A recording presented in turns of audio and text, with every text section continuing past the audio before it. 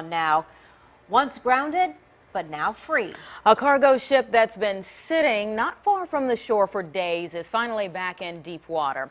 I talked to the captain of the port who says after 2 hours of prep time early this morning, the vessel was loose within minutes. No injuries reported, but that doesn't mean there wasn't any damage done.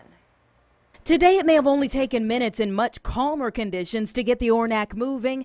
These are some of the photos from Wavy viewers who saw it all taking place. But Captain John Little says Tuesday they had their hands full.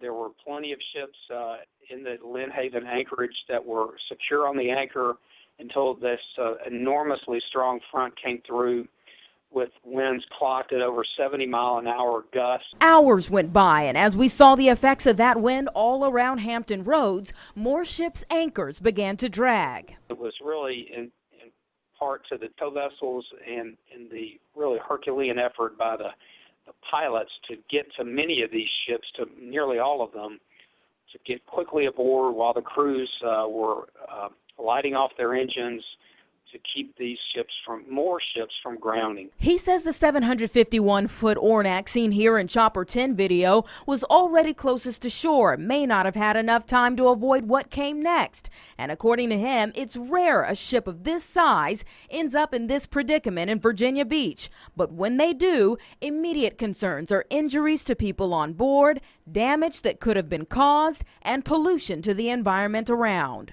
We were out right away to make sure that that wasn't the case, so that if so, the vessel could be boomed off if there was a leak of oil or diesel fuel. There's no evidence of that in this case, but as for the damages to businesses nearby, one is already reported that could be the case, and Little says an investigation is going on right now into that.